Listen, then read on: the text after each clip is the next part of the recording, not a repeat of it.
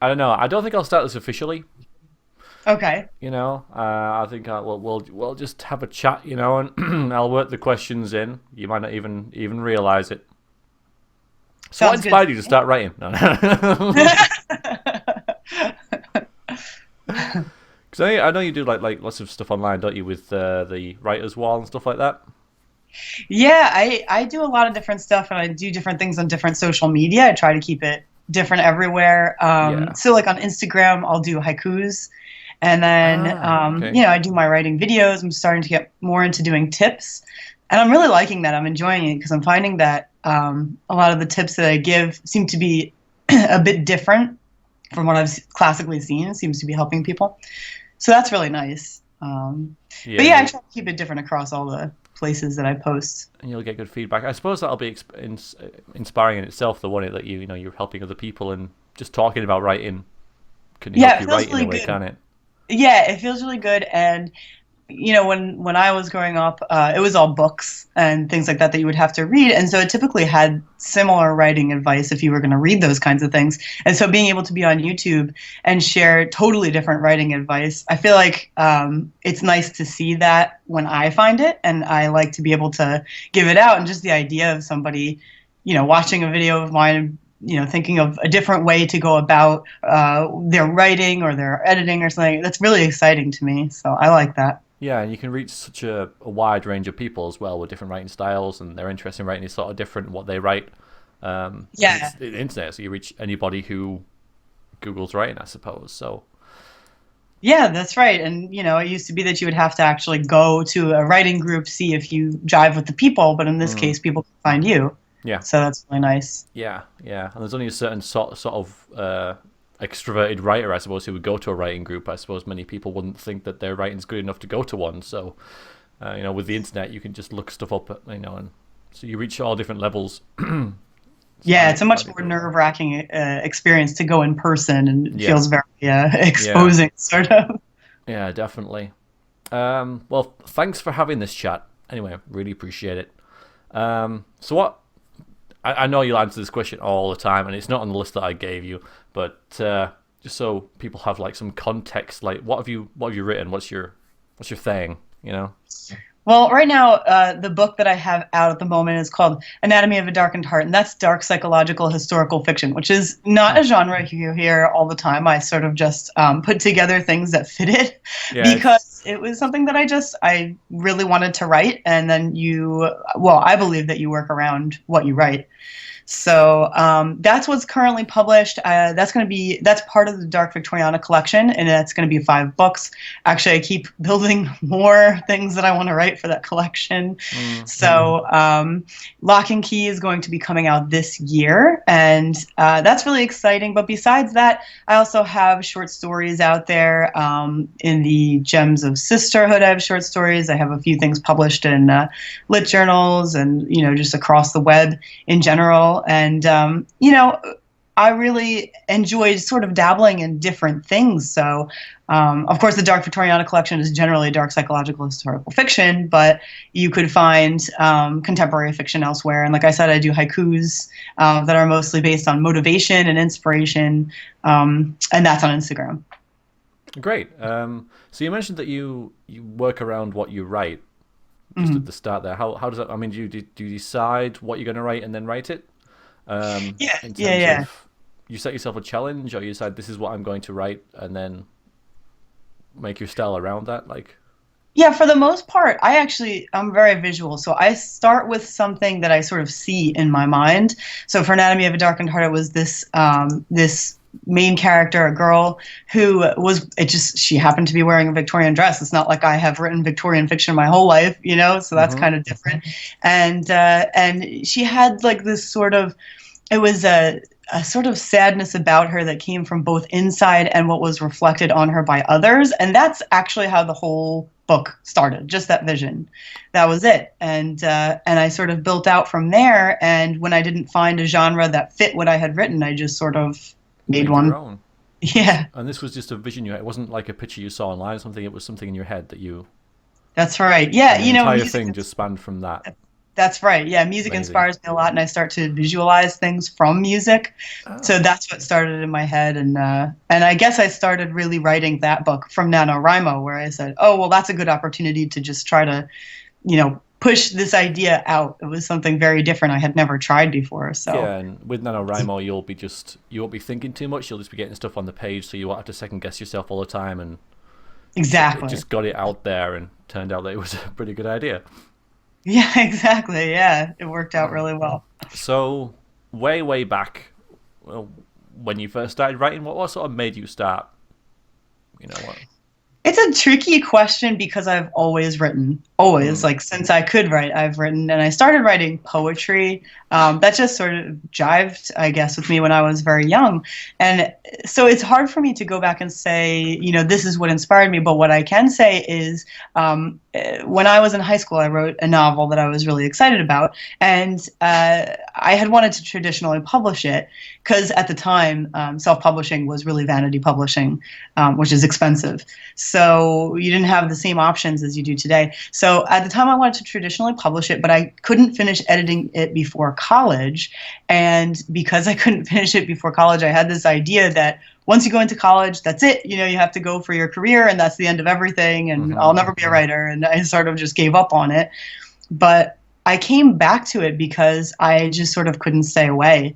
And I saw a contest online. It was just the Poetry Society of Virginia. And I said, I'm going to try writing something. I feel really inspired, but I know it's not going to win. And I did win, and I was like, this is what I'm meant to do. I need to continue doing this. I love it, and I've just been shown that this is a good idea, So if you do give up, like at some point, you can always come back to it, and you never have to give up permanently. That's just never something you have to do. Yeah, you're never too old to write, are you? I mean, Yeah. there's a point where you have to say, right, I can't be an athletic swimmer anymore or something. I can't go in the Olympics. But yeah, you can always write. It's always as long as you've got a keyboard and you can do it, can't you? Exactly. It's And something like, that for yeah. everybody. Exactly. Even if you feel down on yourself for a while, you can always come back to it. And you can find that it's a release for a lot of things that you feel or you go through in indirect ways. Like it doesn't have to be journaling. I used to think it had to be journaling, but it can be anything really.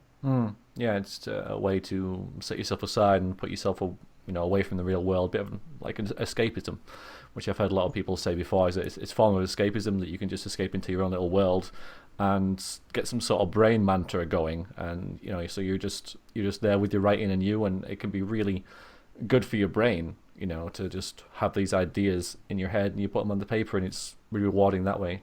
Do you feel that?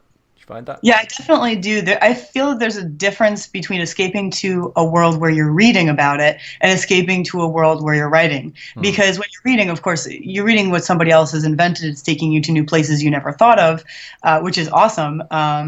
But when you write, you can invent anything you feel like. So if living in a library inspires you, and that sounds exciting, like you can just do that in writing. You can make up whatever you feel like making up.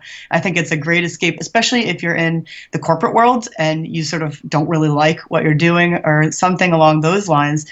Taking that break, like at lunch, and creating a whole other world, that really can make a difference to you. Yeah, I'm sure. So when you're writing, you think it's important to write for yourself rather than thinking about what other people might think of it? Because if I don't think many people write without the aspiration of thinking no one's going to read this. So should Mhm. you have that in the back of your mind, or I mean, do you write for yourself and then the audience after, or do you always have this little sort of niggling voice in your head when you're writing, thinking, what are people going to think of this, or do you just put that to one side? I think for me at least, I write for myself and edit for others. Hmm. So I write the whole thing the way I want it, and I really enjoy it. And then when I go back through and I edit, I say, okay, well, does this make sense, and will a reader appreciate this part? And that's a good way to edit in general because when you try to look at it from a different perspective, like any reader. Look at it from a reader's perspective, you see things very differently. So, just to throw in there, it's really important to take a break between writing and editing. I was gonna ask that next. Yeah. Yeah, I've seen that advice. Like I'm about to do put that in a video actually. I've seen the advice of writing and editing as fast as close together as you can, and that's just not a good idea. So when you put that gap between, or at least for me, when I read my writing, I almost feel like I'm reading someone else's writing in a Yeah, reading it sense. for the first time. Yeah. Right, So you can exactly. approach it from the new perspective of the reader, and you distance yourself from the fact that you've written it. Exactly, exactly. And when you can do that, then you can read it and say, oh boy, that doesn't make any sense at all. I know I like it, but it doesn't work. And that actually happened to me with the whole ending of Anatomy of a Darkened Heart. I wrote something that actually just did not fit and was very inconsistent with the rest of the book. And so I had to change it. But there's only one way to find that out, and that's to look at it from a different perspective. So edit for others, but write for you. Yeah, that's cool. On things like that, when you find like a big issue like that, be it a plot point that doesn't make sense. I mean, I suppose at the ending it might be easier to fix than if it's halfway through. But do you find that really disheartening? Do you think like, oh, that's the entire thing's ruined? I mean, how do you approach like a major problem that you might come across in that sort of situation? It can be pretty painful if you've written the whole book and maybe you've even gone through doing different kinds of edits like character editing or whatever you've done, and then you discover that a major plot point, like you said, is off or doesn't make sense. It can definitely be pretty painful, but it's worth fixing. Of course, you've already put all that effort into it. This is much more minimal than creating the whole thing to begin with. So for me, I try to approach it as something smaller. I don't We tend to think of it like, oh, I have to fix the whole book almost, but it's not that. You take this small piece, and sometimes I have to work apart from the actual manuscript and just like take it into a notebook and sort of map it out a little bit. Like I said, I'm visual, so I have to sort of map that out and don't think about what it's going to affect when you first start, because the most important thing is really to make sure that that point makes sense, and then you can move forward from there. But if you start thinking about the whole book and the big difference it's going to make, it can almost seem not worth it. But yeah, I would say separate it out, and it's not going to kill your novel. In fact, most of the time, even though it hurts at the moment, it's going to make it so much better. When you look back, you're going to say, I'm so glad I did that. I would have been really insecure putting it out, knowing that that was there. Yeah, so you take it in little steps and it's easier to tackle. I suppose like anything, any other problems in life, really, you just break it down and take it piece at a time, and I'm sure it'll all That's work out. exactly, exactly. Yeah. But what if, and even like professional writers such as yourself, whatever, will have this where you really don't, you're not in the job, you don't feel it, you're not inspired, you want to write, but at the same time you can't be bothered or whatever. How do you get past that? Do you have a routine, or do you say, right, I'm not feeling it today, I'm just going to take a break? What happens when writer's block hits, basically? Yeah, for me it depends. If it's stress because you've worked at your job for like 16 hours that day, then it's okay to let it slip, of course, because that can just turn into sitting at your computer and staring at it, which I'm not going to put that down. Sometimes that is what you need to do. But when we just hit like a regular type of writer's block where you're not sure where to go next, one thing that I've been doing lately, first of all, it's good to just like step outside of the story, and even if it means you work on something else, that's fine. It doesn't mean you're going to lose track of where you were. Just highlight the spot where you left off or whatever. But one thing that I've been doing when I'm not really sure where I'm going with it, and I feel like I'm still stuck in my my mind is in my full-time job or something like that, what I tend to do now is I go into YouTube, and I just did a blog about this actually. I'll go find some ambiance that feels right for the piece, or that just makes me feel relaxed, like the sound of rain, or even they have like the sound of being in a library, or there's just pretty much anything you can think of, and I'll bring that up, and then I'll also play at the same time music that suits the ambiance of the piece, and that has worked every time I've done it. All That's a right. more recent thing that I started doing. So you get yourself the environment into the mood, and that just really helps you to focus on what you think you should be doing. Exactly. It puts your mind totally into it. And the other thing that also helps a lot for me is if, for example, I'm working on a piece right now. The work in progress name is Greed, but I don't know if it'll be called that permanently. I've been working on this piece that's pretty dark, and what I started doing also with that is not only what I just told you, but also going into full screen mode and like turning the background black and the text white. Like it sounds like such a simple thing, but it actually can make a huge difference to your writing, because then even the piece that you're writing is sort of agreeing with you in a way. Yeah, And you're getting yourself into sort of the mindset, aren't you? So that's right. it's Yeah, gonna that's what it's obviously all gonna about. help your writing. Yeah, getting your mindset right. So you're starting a new piece or whatever. How much do you plan, like in terms of characters, plot, or do you just wing it, or like what's how do you approach a new story that you're going to go into? Typically, for a book, for a novel, I usually pants. I usually don't do any planning at all. And that's, it's funny with historical fiction, that's a little bit more difficult because some research has to go into it, of course. So a little bit more difficult to pants, but that's what I've always done, and that's why I come out with some of my best ideas. With short stories, of course, it's so short, like I just pants my way through it. But recently, with this other book, Greed, that I mentioned, I did have to do a little bit of outlining for the first time ever with fiction. I've never done it before, and I felt like I couldn't really rely on Word. Just seemed, or Scrivener, it just seemed too small for me. It seemed like I couldn't see all the parts, even though they're sitting right in front of me. Mm-hmm. So I decided to do something pretty different. And like the one thing I can say is always follow your instincts, even if they seem very strange. So my instinct was to take out a big piece of paper that's more for drawing, and I started putting post-it notes on it and writing down things about characters, things about like piece parts that will belong in the book, and literal like things that would belong in there. And that worked for me really well. It's again much more visual, but it was about not. I tend to feel non-committal with outlines and plots, planning.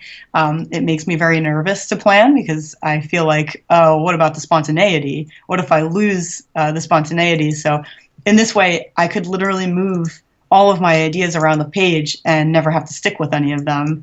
So that's the only way I've ever outlined, and I liked it so much I might do it again. Oh, okay. Yeah, so you get all the keywords and you just put them on a piece of paper and just move them about to associate them with other things. Yeah, So you can, exactly. yeah.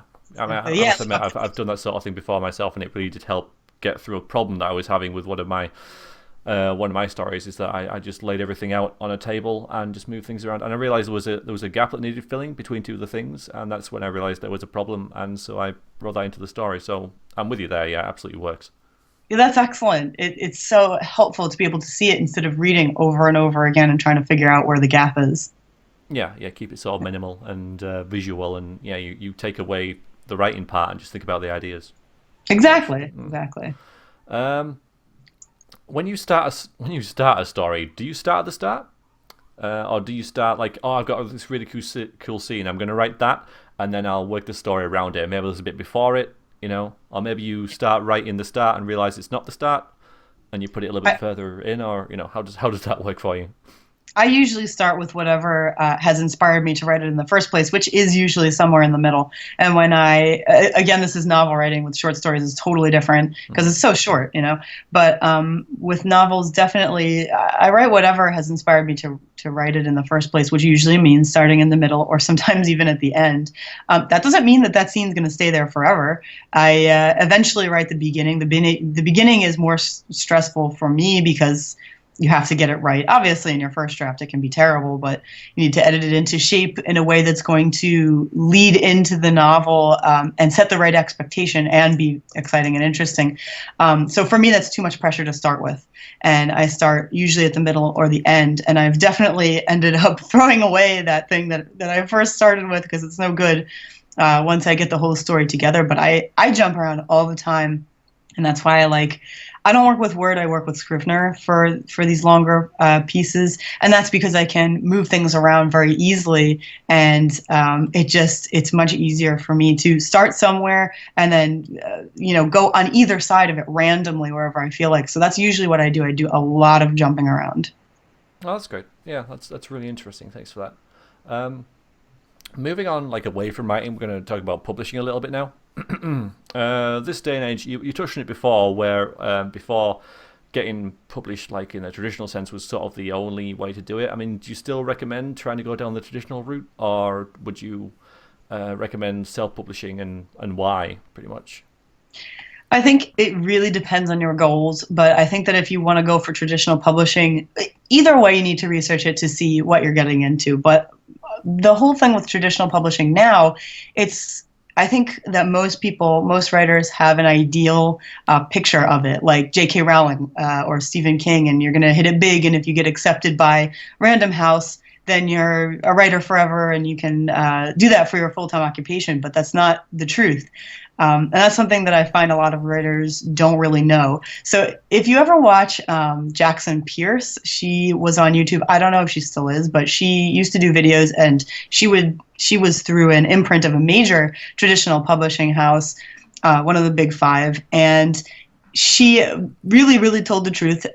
She was living paycheck to paycheck, even though she was signed for multiple books. Still paycheck to paycheck, not a J.K. Rowling type of thing. And she even had to pay for some of the marketing herself. It was a much more realistic vision of what traditional publishing can be. And I've heard many interviews with people who have been traditionally published once or twice. And then even though they've been published with that publishing house, they have to resubmit as if they have never, ever published there and they know nobody there. So, I mean, taking the time to try to submit to these different lit agents, sometimes they can tell you need to change your whole story. It's up to you if you want to do that. And then having to go through trying to find a traditional publisher. If that's what you want to do because you want the name behind you, then that's totally fine, obviously, as long as you know what you're getting into. But if you want total control over your work, then self-publishing is the way to go. And that's why I chose it, because I could not stand the idea of a traditional publishing house picking my cover and me saying, no, it's not, it doesn't really suit the story. And them saying, yeah, but this is what's in style right now. And this is what's going to attract readers. What's gonna sell, yeah. Yeah, exactly. I can't stand that idea. And the idea of editing it to suit what's popular now instead of what's best for the book, my book, not what is just going to sell, but not be that, stand out as my style. So for me, self-publishing I didn't even really think about traditional publishing after high school. I went straight for self-publishing right off the bat because I wanted that control. Yeah, that's fair enough. That's good advice. Thank you for that. If you were to, with your experience in traditional publishing, if you have any at all, or what your knowledge of it, because people obviously will want to go down that line. Some people will anyway. Sure. Do you think it's just like luck or persistence more than anything else? Because there's a lot of good writers out there, that I know of that I think is better than some work that's been published. So is it just a case of looking out, or just persistence, or is it luck or persistence that really gets you published in the in the traditional sense? I.e., is it just a timing thing? Like, there's a gap in the market for this sort of book, and you submit it at that time, or what do you think are the major factors in getting traditionally published? That's a really good question. Really, it's tough to say. It is a lot of luck because there are tons of writers out there, like you say, that I've read that are indie and they should be traditionally published. They're just absolutely fantastic. And I can say that I'm an editor. I have my own editing business, and I read these books and I say, oh my God, why hasn't somebody picked up this writer yet? This is brilliant.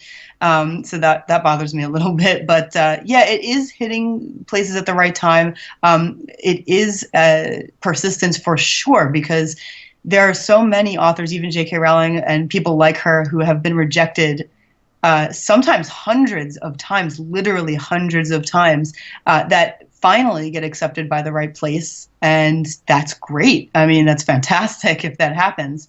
It is definitely persistence. It is definitely deciding ahead of time. If somebody tells you to change your work and make so many changes that you don't like it anymore, then that obviously makes a difference. Maybe you have the wrong lit agent at that point. But there are a lot of factors that contribute to it. And I would say that you can never depend ever on the idea of being traditionally published. But absolutely go for it if that's what you want, and really, really, be open to the suggestions that are given to you. But don't lose your voice, obviously, because that's what makes you you. But yeah, I would say it's definitely a combination of persistence and luck. Okay, thanks. Now that you've been published, you've done it yourself, and people have read your book, they've enjoyed it, they want more, etc. and you're writing more, does that add a little bit of pressure in the back of your head? Because you said earlier how you always write for you and then edit for others.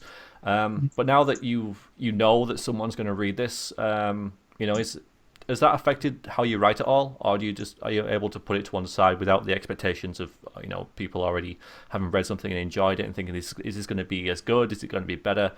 Can you put that to one side, or is it always kind of there? And if so, how do you deal with it? The idea of trying to get something out fast enough that people don't forget you, because there's so many authors out there that they're looking to read and there's new stuff all the time. That's something that I sort of have to just try to put to the side because I don't want to rush something and put it out and then regret it. But I do want to get it out in a timely manner. So what happened with actually Lock and Key was supposed to be published last year, and it changed so very much in good ways.